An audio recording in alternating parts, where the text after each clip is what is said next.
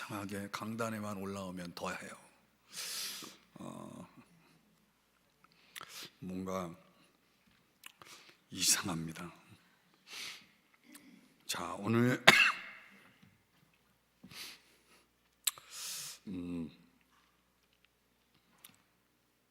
목을 진정을 시키고 시작을 해야 될 것 같아요.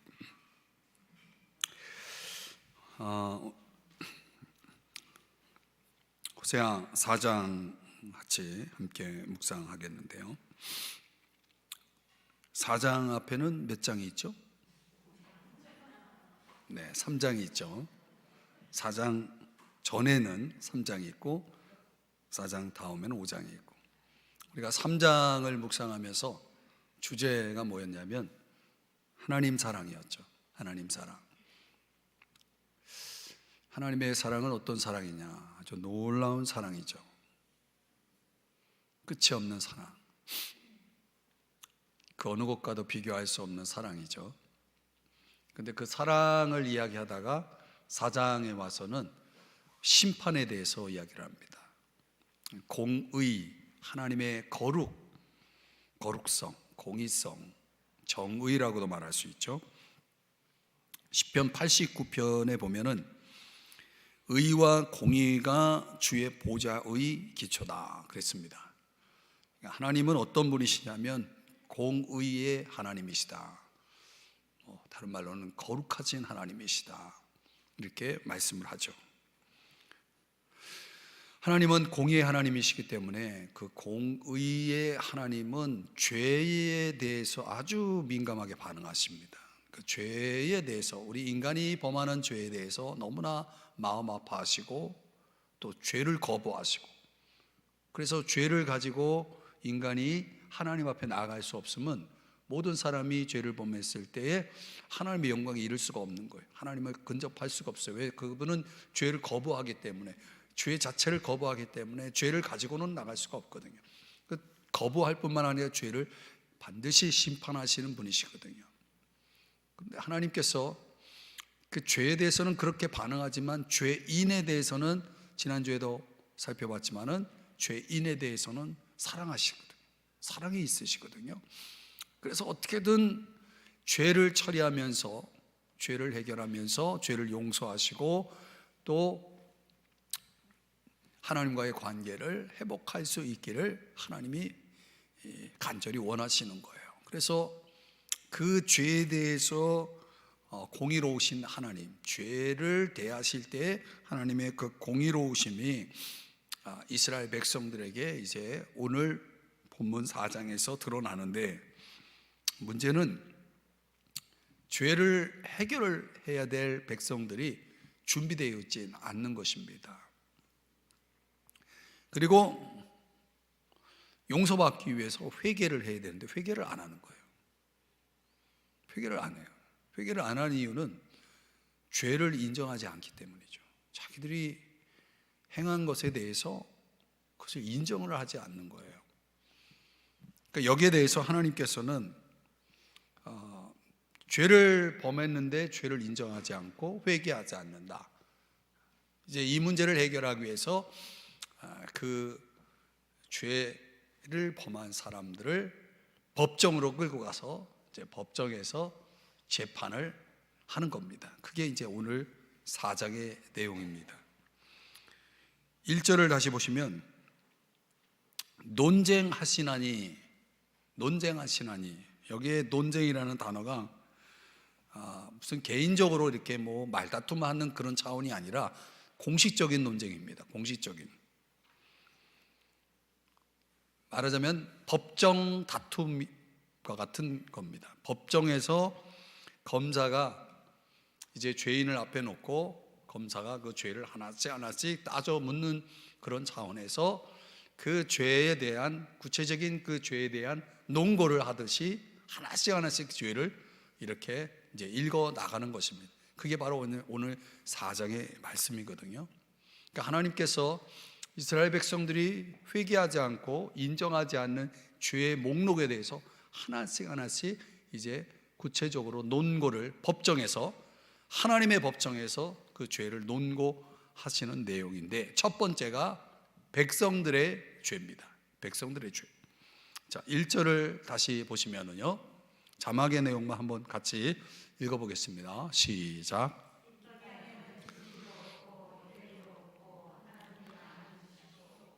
하나님이 지적하시는 가장 기본적인 죄가 뭐냐? 이 세 가지라는 거예요. 뭐가 없어요? 진실이 없다는 거예요. 이걸 좀 설명해 보면 출애굽기 19장 8절에 보면 이스라엘 백성들이 하나님과 시내산에서 언약을 맺게 됩니다. 하나님이 이제 율법을 주시고 백성들은 그 말씀을 다 듣고 나서 이제 19장에도 말씀하고 있지만은 24장 출애굽기 24장에 보더라도 이 말씀이 그대로 또 나와요. 한번 같이 읽어봐요. 시작. 백성이 일제히 응답하여 이르되,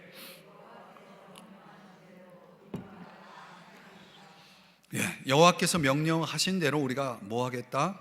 다 행하겠다 그랬어요. 다 행하겠다.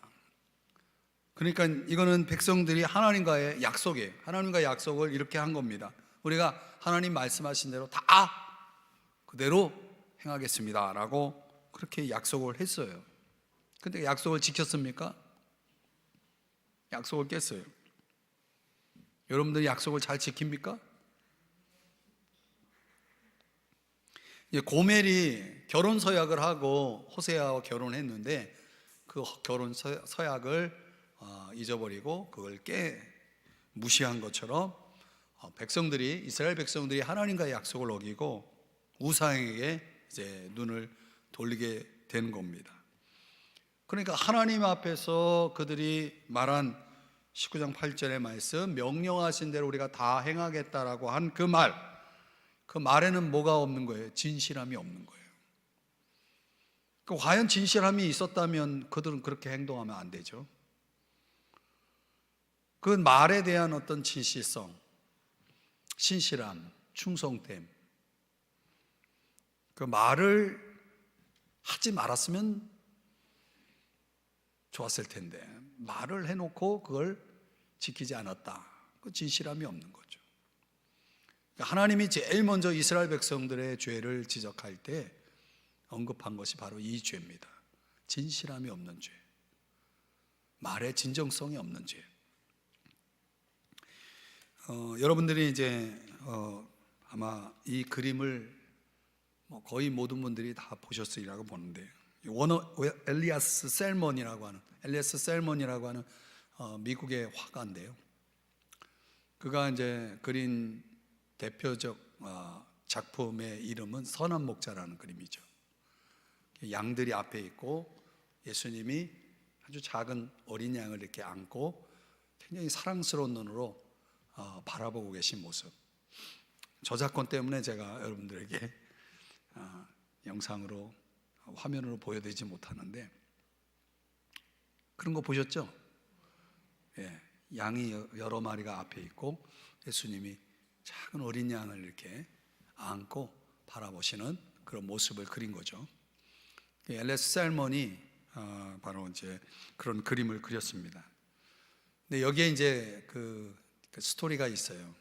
그러니까 어느 날 그 폐병 임파선 암에 걸려서 병원에서 이제 진단을 받기를 이제 3개월밖에 살 수 없습니다. 이렇게 진단 결과를 의사로부터 듣게 됩니다. 3개월밖에 남지 않았으니까. 그래서 그가 이 셀몬이 생각하기를, 이 3개월밖에 남지 않았는데 앞으로 어떻게 이 3개월을 보낼까 생각하다가 두 가지 결심을 하는 거예요. 두 가지. 하나는 내가 이 3개월 동안 매일 하나님 앞에 감사하면서 3개월을 보내야 되겠다. 매일 하나님 앞에 감사하기. 두 번째는 하나님과 한 약속, 하나님 앞에서 내가 한 약속, 그리고 사람들과 한 약속에 대해서 아직 내가 이행하지 않은 약속들을 다 가능한 한 다 이행을 해야 되겠다. 이 두 가지 결심을 한 겁니다. 그리고 이제 3개월이 이제 남은 3개월이 이제 하루하루 지나가는데요. 매일 하나님 앞에 이제 감사를 하는 거예요.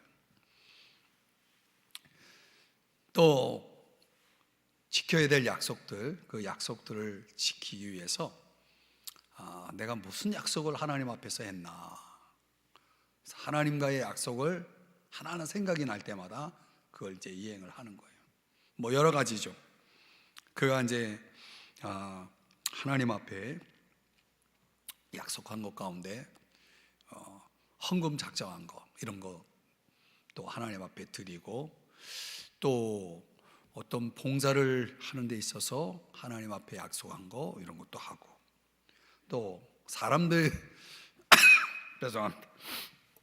사람들과의 채무 관계도 그렇고, 또 자녀들과 한 약속들, 여행을 가기로 했는데 여행을 가지 못했어요. 그래서 여행도 다녀오고, 이렇게 하나씩 이제 실행에 옮기는 겁니다.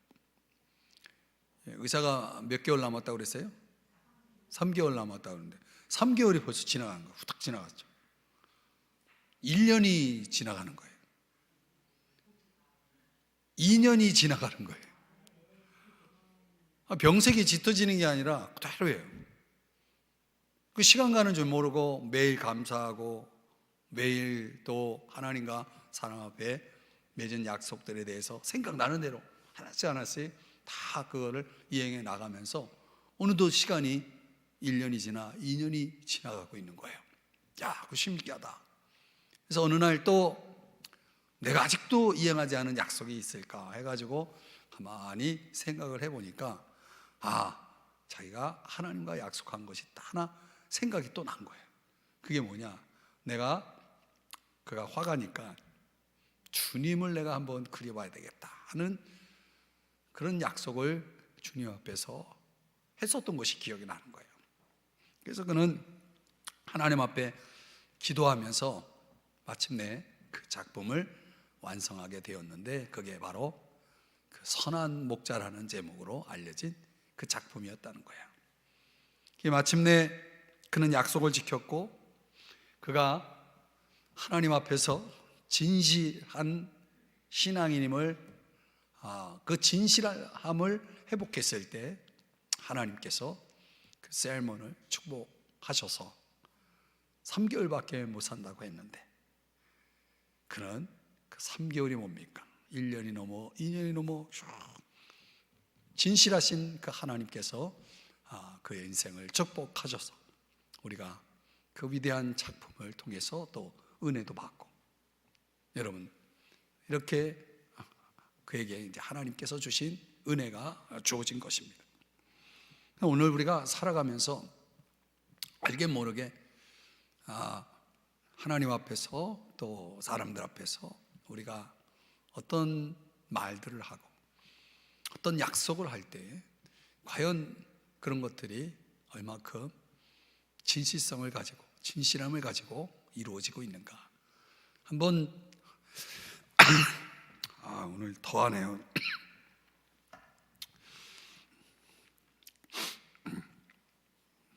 우리가 하나님 앞에서 우리의 모습 속에서 우리가 한 약속들에 대해서 과연 얼마나 진실한지를 좀 하나님 앞에 돌아보는 그런 시간이 되었으면 좋겠어요. 그래서 우리가 오늘 진실함이 없다는 이 죄의 목을 이 하나님 법정에서 선고하는 것처럼, 우리도 어쩌면 하나님이 우리의 그 진실함 없음을 지적하는 하나님 법정에서 그런 일이 우리에게도 일어날 수 있지 않을까요?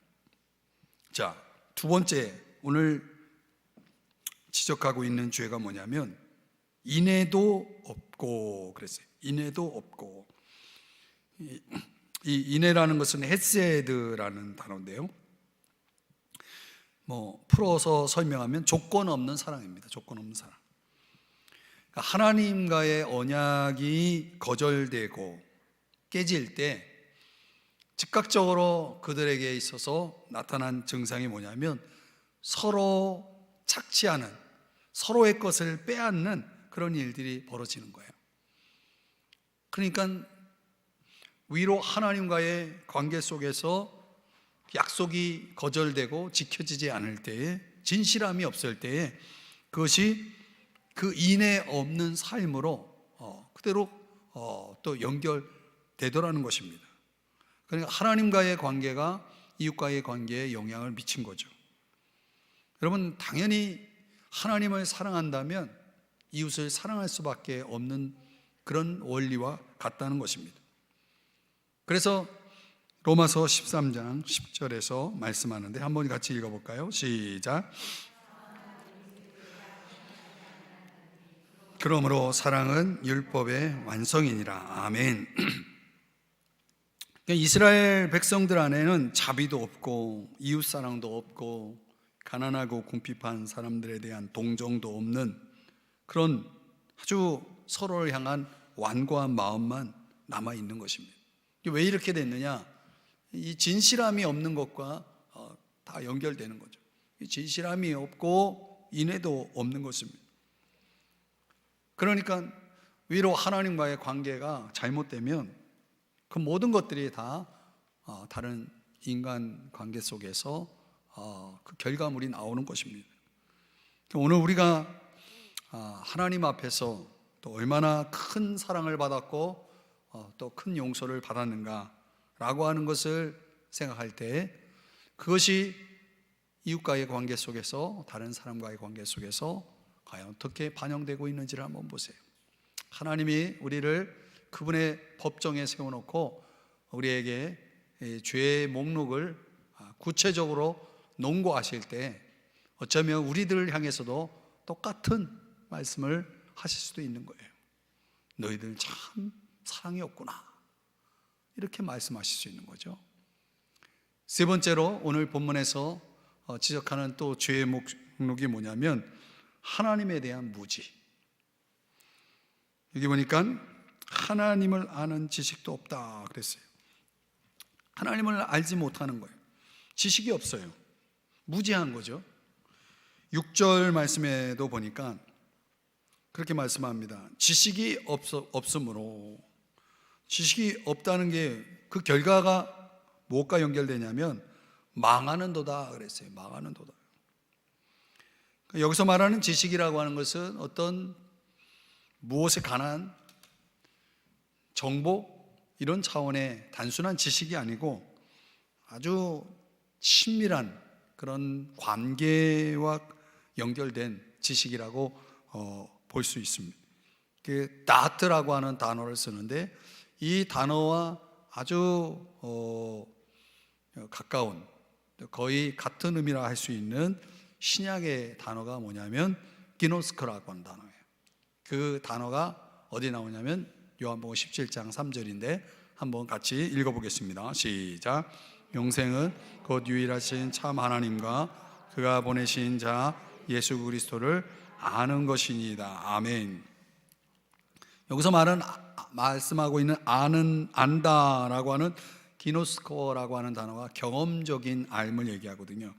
그 구약에서는 다트라고 하는 히브리어를 쓰는데 그게 오늘 본문 4장 6절에서 말하는 그 지식, 조금 전에 우리가 2절에서 봤던 1절에서 봤던 그 지식, 하나님을 아는 지식이 없다라고 할 때 그 지식, 이 다트라고 하는 단어도 신약의 그 기노스코라고 하는 단어 같은 의미예요. 그러니까 친밀한 관계, 부부간의 어떤 관계 속에서 서로에 대해서 경험적인 알을 갖게 되고 그 친밀함 속에서 그 지식을 가지고 부부애를 갖는 것처럼 똑같아요. 하나님과 우리와의 관계 속에서도 그런 친밀한 인격적인 관계를 통해서 뭐가 자라고 또 주어지냐면 바로 이 지식, 하나님을 아는 지식, 하나님을 구체적으로 인격적으로 아는 지식이 주어지는 것이죠. 그러니까 이스라엘 백성들에게 있어서 아주 심각한 죄가 뭐냐? 하나님을 아는 지식이 없었다는 거예요. 하나님을 알지 못하는 것, 하나님을 진정으로 경험하지 못하는, 하나님 살아계신 그 하나님과의 인격적인 관계가 없는 그런 사람들, 그런 백성들의 모습, 이런 백성들의 모습을 이걸 죄라고 말하는 거예요. 죄다. 하나님을 모르는 게 죄다. 여러분, 하나님을 가까이 하지 않고 하나님과의 친밀한 관계가 형성되어 있지 않는 게 죄다라고 말씀하고 있는 거예요. 여러분은 얼마나 하나님과 가까이 하십니까? 하나님과의 친밀한 교제 속에서 살고 계시나요? 하나님을 아는 지식으로 자라가고 계시나요? 어쩌면 우리도 하나님 앞에서 이런 죄를 지적받을 수도 있는 거죠. 문제는 이런 지식이 없는 이유가 뭘까요? 하나님을 아는 지식이 없는 이유가 뭘까요? 이거 아닐까요? 로마서 1장 28절 다 같이 자막의 내용만 읽어볼까요? 시작. 이 싫어하는 것 때문이 아닐까요? 여러분, 지식에 대한 또 하나님 그분 자체에 대한 그 거절, 멸시, 싫어함, 이런 것들이 우리 마음속에 있기 때문은 아닐까요? 그러니까 하나님을 아는 지식에 대한 그 가치를 아직도 모르기 때문은 아닐까요? 그러니까 우리가 하나님을 아는 지식이 없다라고 하는 것은 그 지식의 가치에 대해서 아직도 내가 깨닫지 못하고 있기 때문에, 모르기 때문일 수도 있는 거죠. 그러니까 우리가 살아가면서 이 지식의 중요함을 깨닫는다면 그 지식을 얻기 위해서 우리가 뭐라도 할 거 아닙니까? 그래서 바울이 이 지식을 위해서 지금까지 내가 중요하게 여겼던 모든 것들을 배설물로 여긴다라고 하기까지 그렇게 빌립보서 3장에서도 이야기를 하거든요. 하나님을 아는 지식이야말로 우리가 이 지구상에서 이 생에서 살아가면서 가장 소중하게 여겨야 될, 가장 중요시해야 될 지식이다라고 하는 것이죠. 그럼 우리가 이런 지식을 우리 자신이 또 우리의 자녀들이 갖도록 얼마나 우리가 여기에 관심을 갖고 있느냐, 얼마나 가치 있게 여기고 있느냐. 언젠가도 말씀드렸지만은 여호수아 24장에서 여호수아가 안타까워하는 것, 간절히 호소하는 게 그거 아닙니까? 하나님을 알지 못하는 그 세대들에 대한 걱정, 그런 세대가 일어남으로 인해서 벌어질 일들을 염려하면서 하나님을 알아야 할 것에 대한 하나님에 대한 이 관심, 하나님에 대한 그 집중, 이런 것들을 그가 마지막 유언을 하는 그런 자리에서 그런 말씀들을 쭉 하고 있는 내용이 바로 이 여호수아 24장에 나오죠.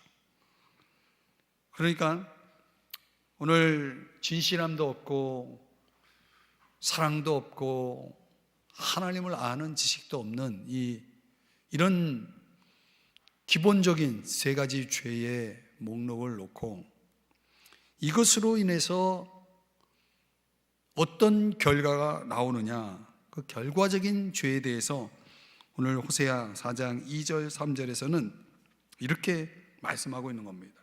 이미 앞에서 언급한 세 가지 죄의 결과물인 거죠. 다 같이 2절 3절을 읽어봅니다. 시작.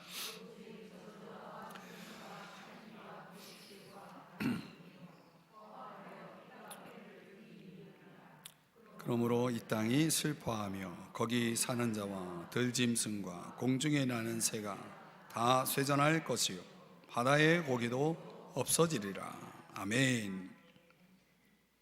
그러니까 사람들이 진실함도 없고 사랑도 없고 하나님을 아는 지식이 없으니 서로에게 뭐합니까? 저주하고 거짓말하고 살인하고 도둑질하고 간음하고 이러는 거예요. 그렇게 하는 이유는 여러분들이 잘 아시는 십계명의 원리대로 첫 번째 1계명에서 네 번째 4계명, 그거를 우리는 대신 계명이라고 그러죠. 하나님과의 관계 속에서 지키는 계명. 그러니까 하나님과의 관계 속에서 이런 것들이 진실함도 없고 하나님을 아는 지식도 없고 이런 것들이 다 깨지니까 나머지 5번째서부터 10번째 계명까지의 대인 계명들이 다 뭐가 돼요? 파괴가 되는 거예요. 그 원인을 추적해 보면 하나님과의 관계가 무너지니까 결국 인간관계의 관계도 다른 사람들과의 관계도 무너지게 되는 거죠. 그러니까 우리가 살아가면서 벌어지는 이런 호세아 4장 2절에 말씀하고 있는 이런 죄악들은 결국은 그들에게 뭐가 없기 때문이냐? 바로 1절이 없기 때문이다라고 하는 것을 알 수가 있습니다. 그래서 그 결과가 어디까지 이어지냐면 3절인데 그러므로 이 땅이 슬퍼하며 그랬어요. 여러분, 사람들이 하나님께 순종하면 하나님이 복을 주시죠. 어디에 복을 주십니까? 땅에 복을 주시는 거예요. 땅에 복을 주신다는 건 뭡니까? 우리가 땅을 통해서 먹고 살아가잖아요. 땅의 주인도 하나님이시죠. 하나님께 순종하면 하나님이 우리가 살아가는데 꼭 있어야 될 땅을 축복하시는 거예요. 근데 불순종하면 하나님은 그 땅에 벌을 내리시는 거죠. 그래서 땅이 슬퍼하는 거예요. 땅이 쇠잔하는 거예요. 그래서 땅에 하나님이 땅을 징계하시는 그런 사인으로 뭘 보내십니까? 가뭄을 보내시고 기근을 보내시고 전쟁을 보내시고, 이런 성경은 이런 것들이 다 하나님께서 불순종하는 그의 백성들을 징계하기 위해서 보내시는 거라고 성경은 말씀을 하고 있거든요. 하나님은 순종하면 복을 약속하고 있고 불순종하면 징계, 심판을 약속하고 있기 때문에 복이든 심판이든 간에 하나님은 항상 약속을 지키시는 분이에요. 그러니까 우리가 하나님과의 관계가 잘못되니까 그 결과로 우리 인간관계도 파괴되고 우리가 살아가는 이 땅도 쇠잔하고 또 이 땅에서 많은 슬픔이 일어나는 거예요. 그러니까 오늘 하나님께서 하나님의 법정에다가 백성들을 불러다 놓고 너희들의 죄를 아느냐? 회개도 안 하고 인정도 안 하는 너희들의 죄를 내가 밝히마 하면서 논거를 그 죄악상들을 하나씩 읽어 나가면서 1절서부터 3절까지 이 내용을 소개한 겁니다. 그리고 나서 이제 그 백성들보다도 더 엄격하게 제사장들의 죄를 4절서부터 14절까지 무려 3배에 걸쳐서 이들의 죄악상을 또 하나님께서 말씀을 하십니다. 호세아 4장 4절의 말씀을 보시면요, 그러나 어떤 사람이든지 다투지도 말며 책망하지도 말라. 내 백성들이 제사장과 다투는 자처럼 되었음이니라. 이게 무슨 말인가 하면은 이스라엘의 하나님이 세운 제사장들, 참된 제사장들, 그들은 이제 레위인들이죠. 그 레위인들이, 이스라엘 땅에 있었던 레위인들이 여로보암이라고 하는 이스라엘의 북이스라엘 왕국의 초대 왕 여로보암이라는 왕이, 그가 종교 정책을 펼치는데 이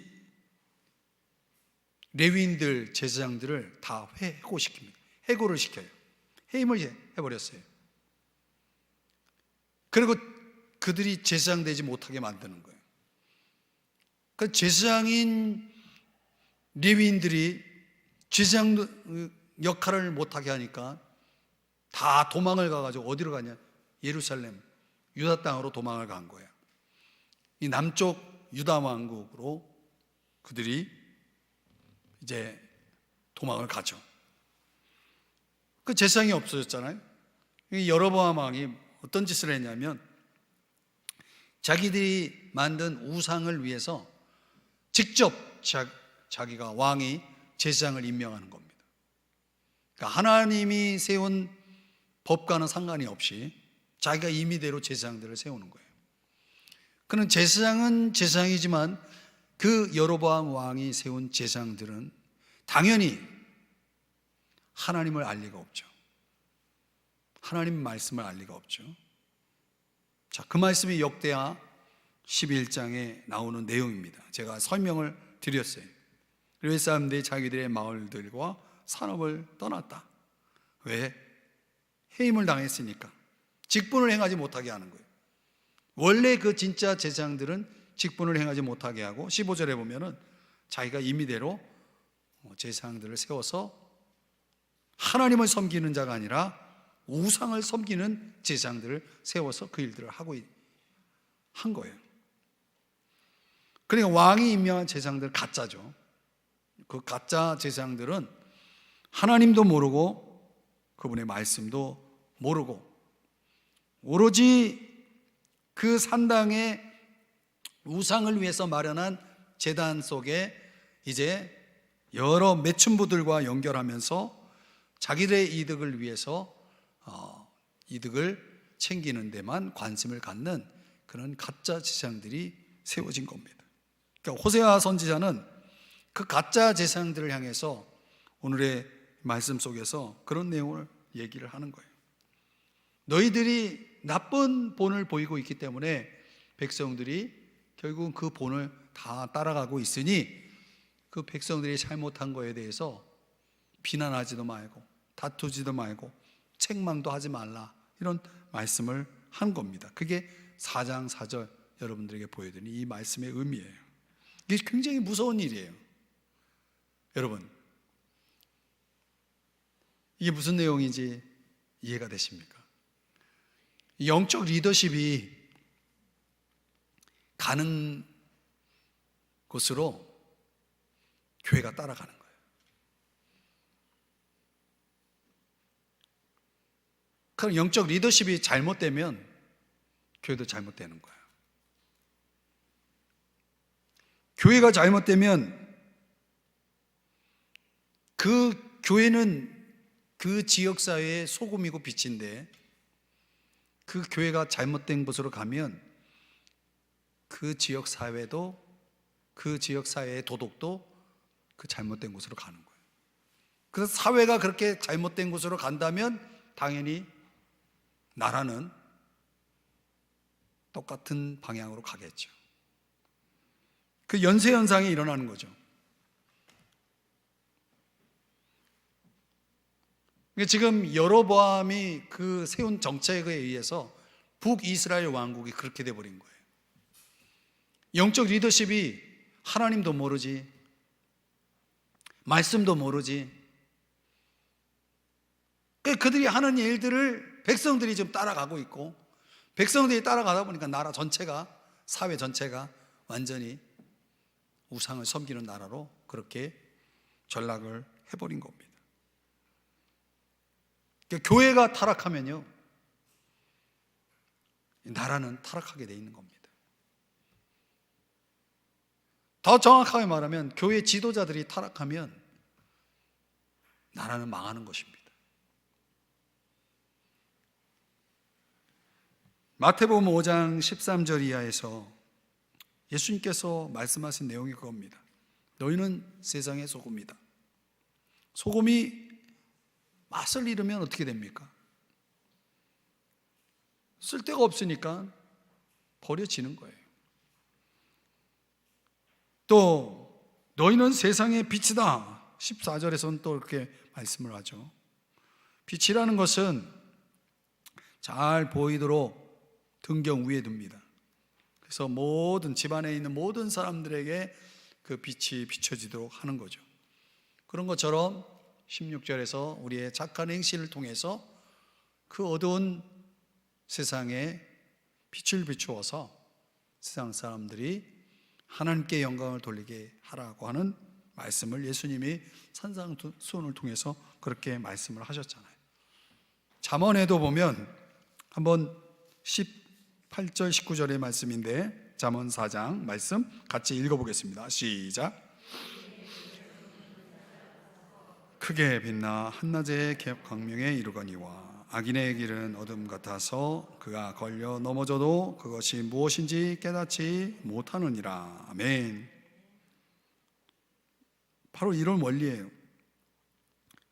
우리가 하나님 말씀에 순종하면 우리 빛 가운데 걸어가는 것과 같죠. 빛 가운데 걸어가기 때문에 걸려 넘어질 일이 없죠. 그 말씀을 거부하고 말씀을 불순종하면 그건 어둠 속에 걷는 것과 같기 때문에 결국 걸려 넘어질 수밖에 없고 또 길을 찾을 수가 없게 된다는 말씀인 것입니다. 그래서 이사야 8장 20절에도 마땅히 율법과 증거의 말씀을 따를지니 그들이 말하는 바가 이 말씀에 맞지 아니하면 그들이 정녕 아침빛을 보지 못하고 라고 말씀하는 거죠. 진리죠. 그러니까 말씀이 있는 곳에 빛이 있고 또 말씀에 순종할 때 빛 가운데 걸어갈 수가 있게 되는 것입니다. 그런데 제사장들은 말씀도 없고 하나님을 아는 지식도 없는 것입니다. 말씀이 있다 해도 그 말씀을 거부합니다. 말씀을 버립니다. 그러면 그들은 어둠 가운데 있을 수밖에 없는 거죠. 그래서 이런 일들이 벌어지는 것입니다. 호세아 4장 6절이야 8절인데 우리 이 말씀도 여러분들이 좀 읽어주시기 바랍니다. 시작.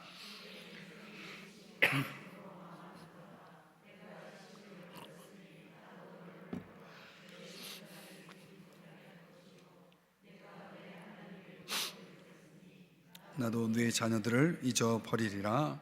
그들은 번성할수록 내게 범죄하니 내가 그들의 영화를 변하여 욕이 되게 하리라. 그들이 내 백성 속죄 제물을 먹고 그 마음을 그들의 죄악에 두는도다. 아멘. 이 종교적 부패의 실상이라는 게 이렇게 나타나는 거예요. 말씀을 버리는 일들, 하나님 말씀을 잊어버리는 거예요. 그리고 물질적인 풍요 속에 갇혀버리는 거죠. 풍요를 즐기고 누리는 데만 관심을 두는 것입니다. 그러니까 제사장들이 해야 할 일은 하나님의 말씀을 통해서 백성들을 올바른 길로 인도해야 되는데 그런 일은 하지 않고 그들을 이용해서 치부나하는 그런 상태가 되어버린 겁니다. 그러니까 하나님은 여로보암이 만든 종교를 인정하지 않았어요. 또 그들을 그냥 내버려 두지도 않았습니다. 그 가짜 제사장들의 역할이 재앙으로 끝날 것을 말씀을 하셨어요. 왜 이렇게 됐느냐라고 하는 것에 대해서 호세아 4장 10절 말씀에 가보면 이렇게 말씀합니다. 이는 여호와를 버리고 따르지 아니하였음이니라. 그러니까 하나님 따르기를 멈추게 되면 하나님과의 바른 관계가 깨지게 되고 또 그 결과로 인해서 사람들이 어리석게 될 수밖에 없는 거죠. 그러니까 반대의 삶을 추구하게 되는 거예요. 하나님이 원치 않는 삶을 추구하게 되어지는 것입니다. 그러나 하나님은 그들을 심판하신다라고 분명히 말씀을 하고 있거든요. 어떻게? 9절 10절 다 같이 자막을 보면서 읽어봅니다. 시작. 장차는 백성이나 제사장이나 동일함이라. 내가 그들의 행실대로 벌하며 그들의 행위대로 갚으리라. 그들이 먹어도 배부르지 아니하며 음행하여도 수요가 늘지 못하니. 그러니까 하나님이 어떻게 심판하시냐면 그들의 삶에 만족이 없게 만들어버리는 거예요. 먹어도 배부르지 않는다는 건 만족이 없다는 거죠. 인간은 만족을 위해서 그들이 원하는 것을 추구하겠지만 하나님 결코 그들에게 만족을 주시지 않겠다라고 말씀을 하는 것입니다. 그리고 14절에서 마지막 부분에 보면은 깨닫지 못하는 백성은 망할 것이다 라고 선언하십니다. 결국은 이렇게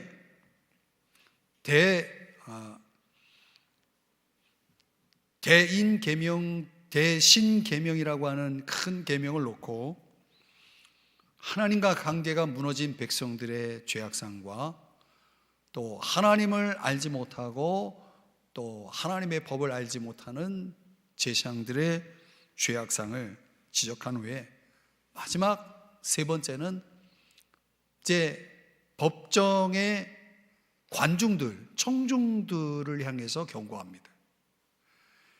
여기 청중들에 해당되는 사람들은 누구냐면 유다 왕국 사람들, 유다 남쪽 유다 백성들이죠.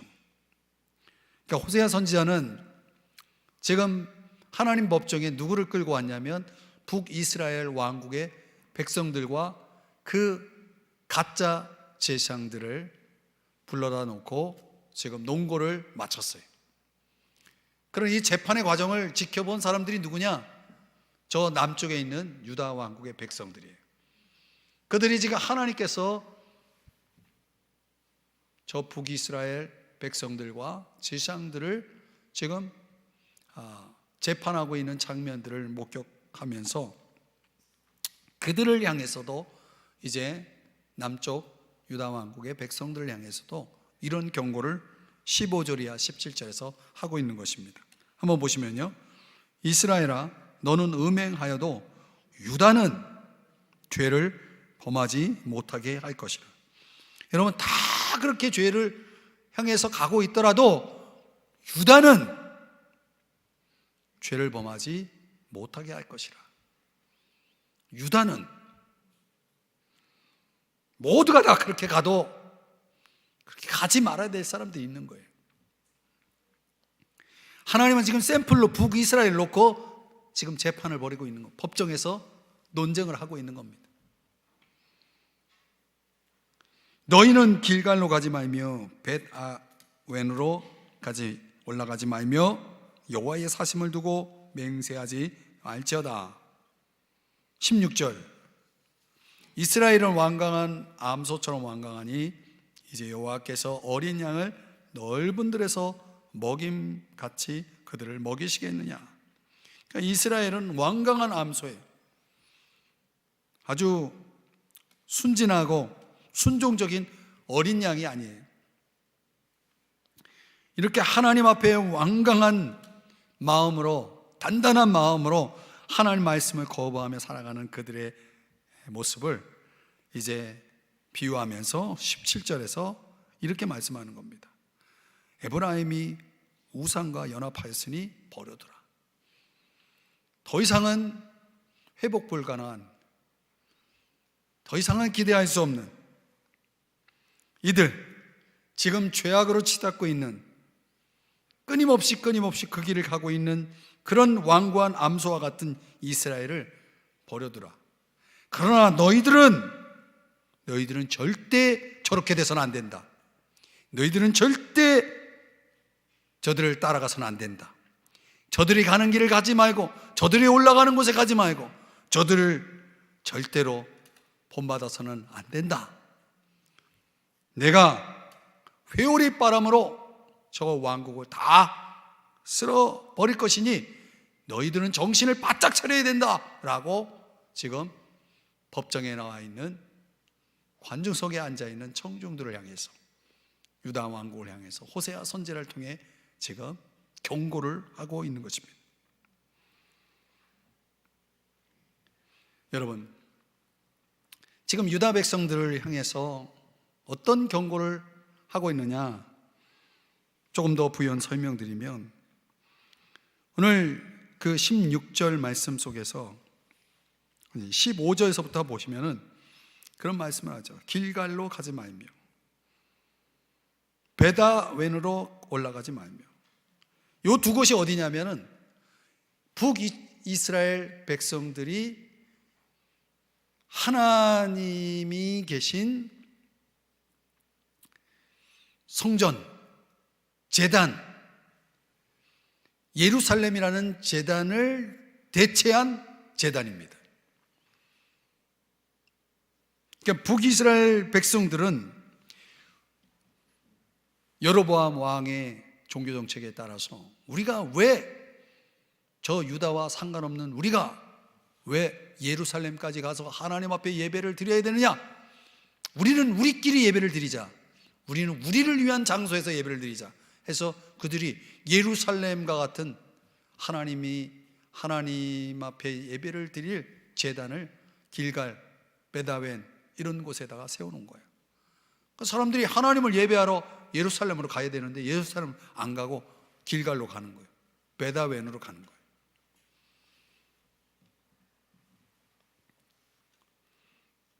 이스라엘 백성들이 왜 그들이 하나님을 아는 지식이 없는 백성으로 망할 수밖에 없는 백성으로 전락을 했느냐?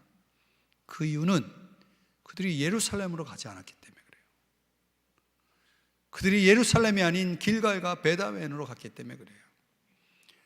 왜 멀리 거기까지 갔느냐? 우리가 가까운 길갈에다가 제단을 만들어 놓고 하나님을 예배하자. 베다웬에서 우리가 제사를 지내자. 이렇게 했던 것입니다. 힘들게 예루살렘으로 갈 필요가 없다라고 하는 것입니다. 그들을 위한 처소를 만들어서 거기서 그들은 제사를 지냈기 때문입니다.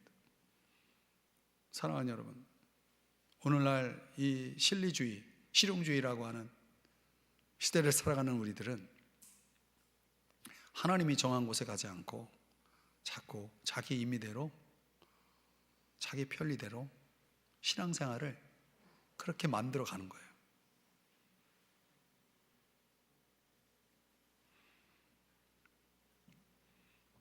그래서 시간을 줄이고 헌신을 줄이고 물질을 줄이고 하나님 앞에 드려야 될 것들을 줄여나가는 거예요. 예배를 줄이고 봉사를 줄이고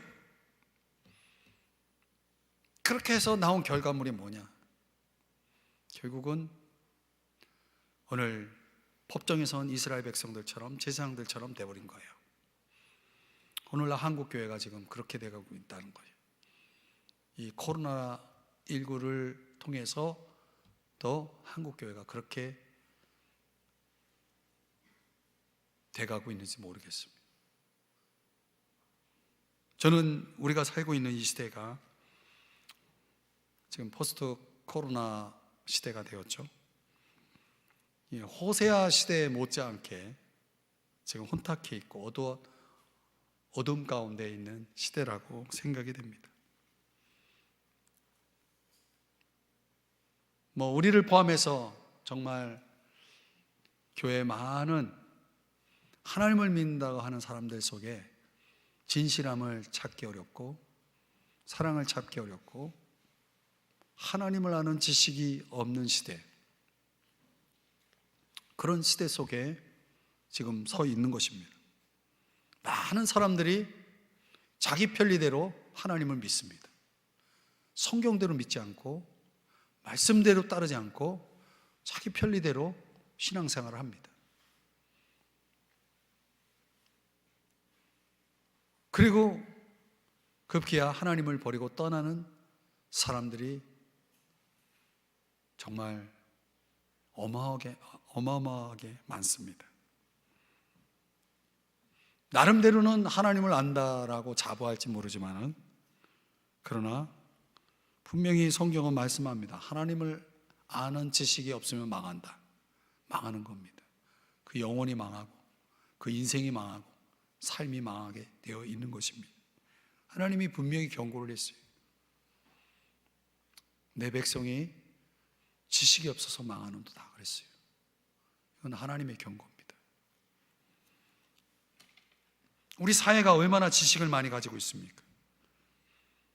그러나 온갖 지식을 가졌어도 도덕적으로, 사회적으로, 국가적으로 무너지는 것을 막지 못합니다. 정말 있어야 될 지식이 빠져있기 때문에 그렇습니다. 예수님은 그렇게 기도하셨죠. 저들을 사하여 주옵소서. 자기들이 하는 일을 알지 못함이니이다. 이 무지가 예수님을 십자가에 못 박았다는 거예요.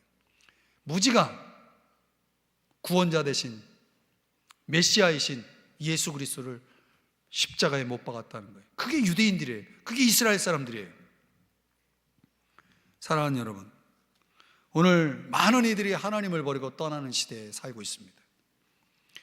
많은 사람들이 실용주의에 빠져가지고 신앙을 성경적인 신앙이 아니라 자기 임의대로의 신앙, 자기 소견에 옳은 대로의 신앙을 추구하고 있고, 그런 시대 속에 교회도 타락하고 주의 종들도 타락하고 또 주의 종들을 따르는 성도들도 타락하고, 이런 시대에 지금 살고 있는 거예요. 그러니까 남아있는 유다 백성들을 향해서 주님이 호세아 선지자를 통해서 경고를 하잖아요. 너희들만이라도 제발 정신을 차려라. 너희들만이라도 제발 정신을 차려라. 너희들만이라도 제발 저들이 가는 길가를, 저들이 가는 베다엔으로 가지 말고 하나님이 말씀하시는 곳으로, 하나님이 정한 곳으로 가라는 거예요. 이게 가능하기 위해서 두 가지를 오늘 본문에서 말씀해 주고 있는 것입니다. 하나님과의 관계를 회복하라는 거예요.